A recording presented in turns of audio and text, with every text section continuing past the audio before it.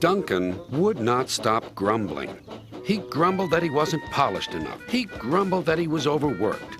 Most of all, he grumbled about the passengers. "I'm ashamed of you, Duncan," said Skarloey. "Thank goodness Rheneas is coming home soon. Perhaps he'll teach you some sense before it's too late."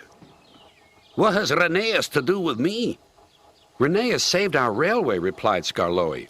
"Please tell us about it," said Peter Sam. "Well," began Skarloey, "it was before you came here. Things were bad. Rheneas and I had to keep the trains running, or our railway would have to close." "How awful," murmured Peter Sam. "I tried hard," continued Skarloey, "but my old wheels ached. Rheneas understood. 'It's my turn now,' he'd tell me.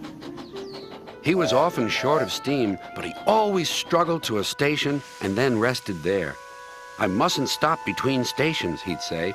'The passengers wouldn't like it.'" "Huh," huffed Duncan. He had stopped on a viaduct and hadn't cared at all. "Passengers," continued Skarloey, "get cross if you stop at the wrong places. Rheneas stopped in the wrong place once, and this is what happened." One wet and windy afternoon when the rails were damp, Rheneas was traveling home with a full train.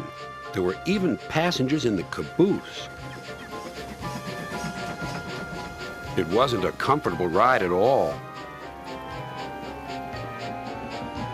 Rheneas's wheels kept slipping, and it was a steep climb.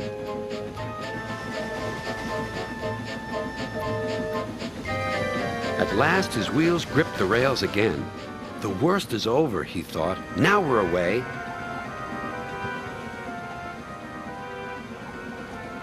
But they weren't.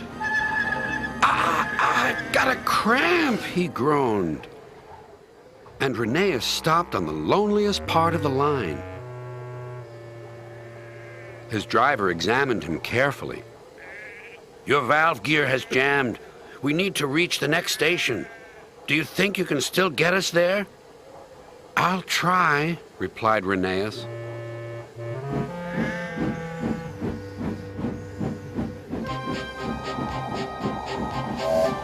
Rheneas did his best.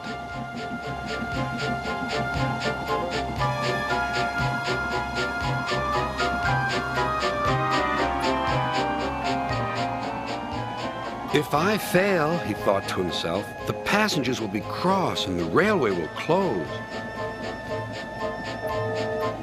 Everything blurred. He was really too tired to make another turn of his wheels, but he did. And another, and another, and another.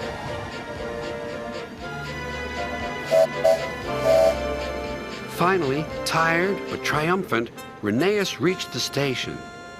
"I'm here at last," he wheezed. "Thank you for getting us home," said the passengers. "We'll tell all our friends what a fine railway this is." His driver was delighted. "You're a gallant little engine," he said to Rheneas. "When you're rested, we'll mend you, so you'll be ready for tomorrow."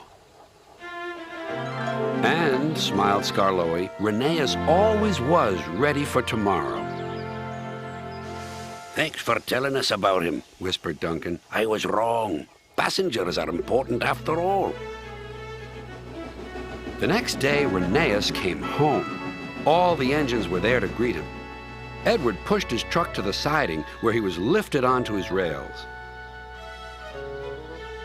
This was the signal for a chorus of whistles from engines large and small. Everyone was happy, and Rheneas was the happiest of all. "You know," he whispered to Skarloey, "this helps a little engine to feel that at last he has really come home."